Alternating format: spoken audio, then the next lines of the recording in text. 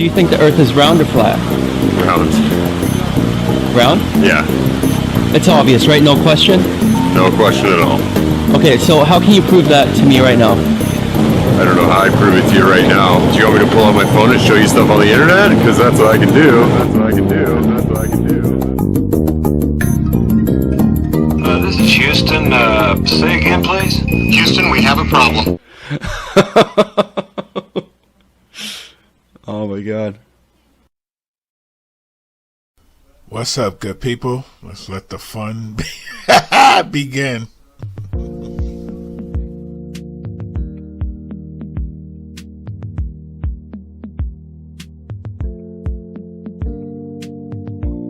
The revolutionary aspect of Virgin Galactic feather technology is that it enables the vehicle to act like a winged vehicle when it is advantageous to be a winged vehicle, and then behave as a capsule when a capsule design gives you the advantage. On the way to space, the spaceship folds in half, with the booms moving upward to a 60-degree position as our pilots put the vehicle into an elegant backflip. This points the windows straight back towards Earth, offering passengers astounding and unobstructed views. This maneuver also allows the vehicle to behave like a capsule on re-entry, spreading the friction heat generated from re-entering the Earth's atmosphere across the entire underside of the spaceship, and aerodynamically enabling it to reorient itself from any position.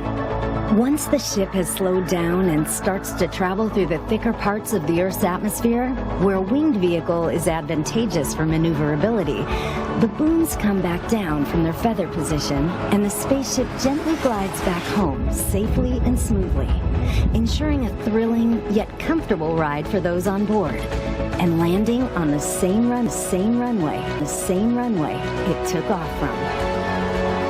A truly extraordinary design, fit for an out-of-this-world experience. Wow. Yep, I was waiting for this. You know, I'm going to speed this up in a little bit. But I was watching this live and laughing and watching it live. And I saw up until the point where they separated from the thing that looks like the swim station.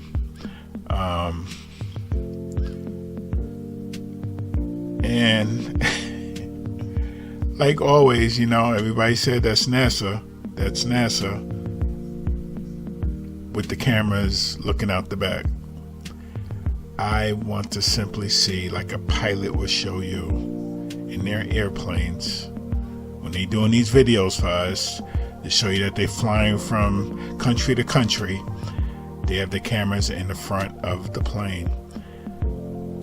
Everybody said that was NASA. They always have you looking back at Earth. Like, aren't you tired of looking at Earth? I want to look at something new.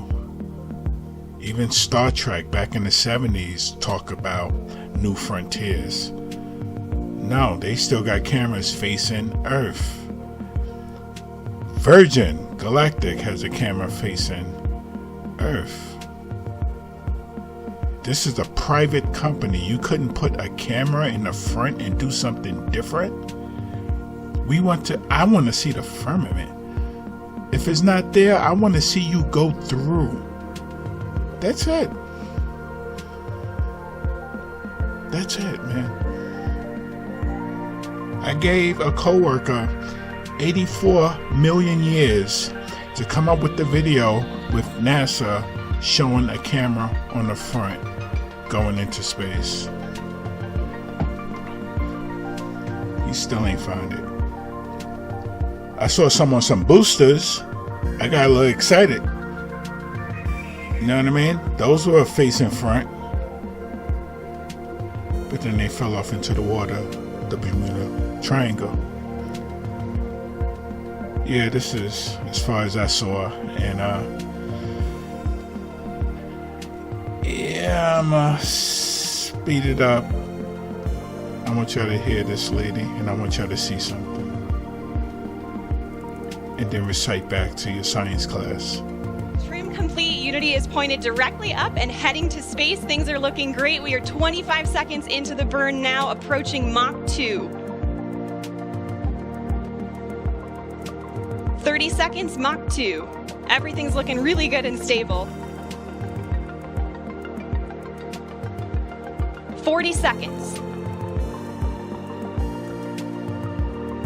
45 seconds. 50 seconds, approaching Mach 3. There's Mach 3. And 60 seconds, and that is a full duration burn, folks. We are headed to space. And the passengers in the back have been cleared to unstrap. Our predicted apogee is 279,000 feet and climbing. The pilots are now unlocking the feather, and as soon as they do that, it's going to initiate a backflip for Spaceship Unity. This is normal. We want those windows pointed down towards the Earth to maximize that incredible view. So feather is coming up now, and the pilots are also enabling the RCS, or reaction control system, which is what they'll use to control the attitude of the vehicle while we're outside the atmosphere.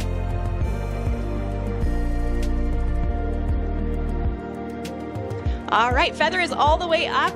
We are at about 250,000 feet now and climbing. As soon as we cross the boundary to space, we'll hear a word from our founder, Sir Richard Branson.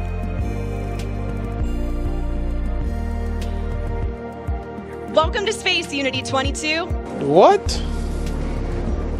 Bro, what are you talking about, man?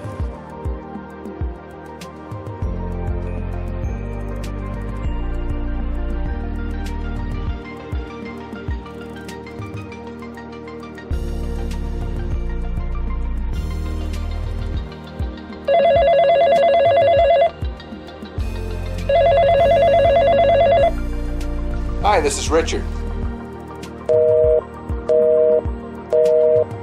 So it doesn't sound like we're cameras recording things on board today, and we'll be sure to capture his magical words and share them with the world when they're available. We reached apogee 282,000 feet.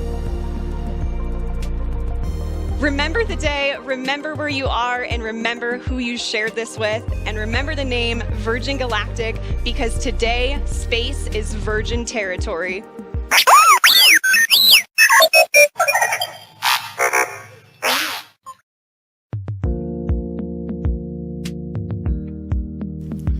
Wait a second. I could be going flat bat crazy right now, but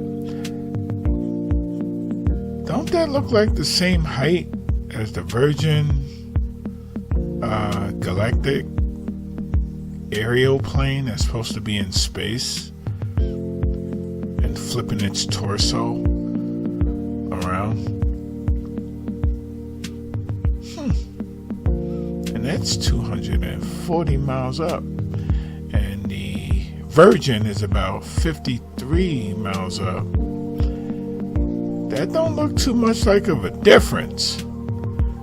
I'm just saying. The culmination of a life's work, more than a half a century since the world rejoiced in and was transformed by humans leaving planet Earth, Sir Richard Branson fulfills his long-held dream of experiencing space with his crew. Congratulations again, Richard, and congratulations also to Sarisha and Colin on becoming astronauts today. And welcome back to space to Dave, Mike, and Beth. Oh, you can see them now?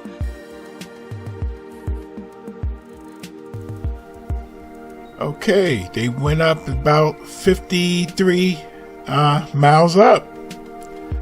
53 miles up, but they couldn't show us anything from that alleged height.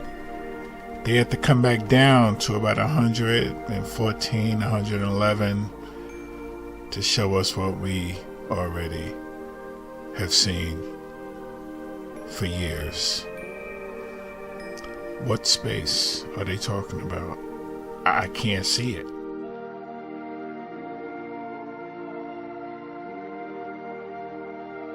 What in the world is going on?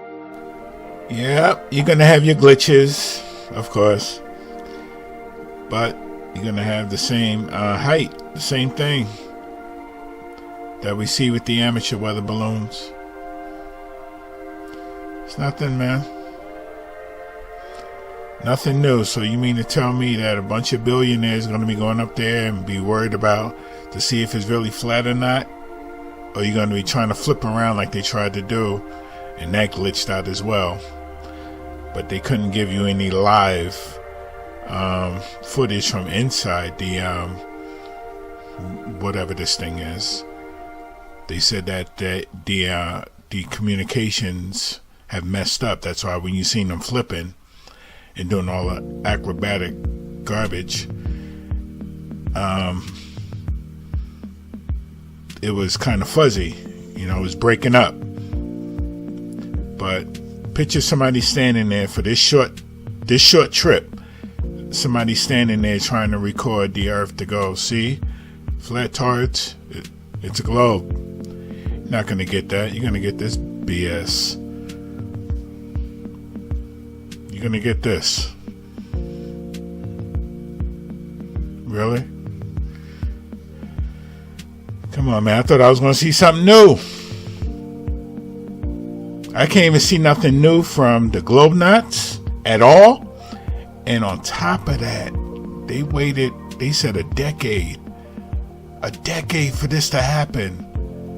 And what did we see?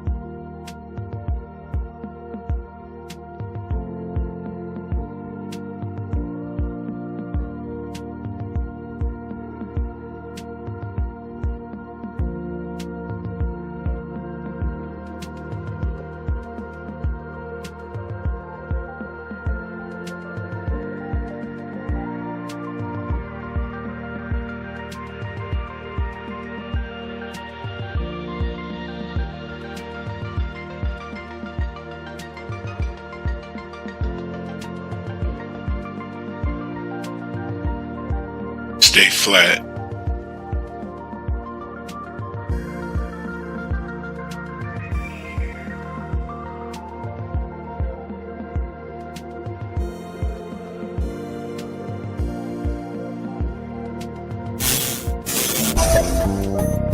But do you think the Earth is round or flat? Round. Round? Yeah. It's obvious, right? No question? No question at all. Okay, so how can you prove that to me right now? I don't know how I prove it to you right now. Do you want me to pull out my phone and show you stuff on the internet? Because that's what I can do. This is Houston. Say again, please. Houston, we have a problem.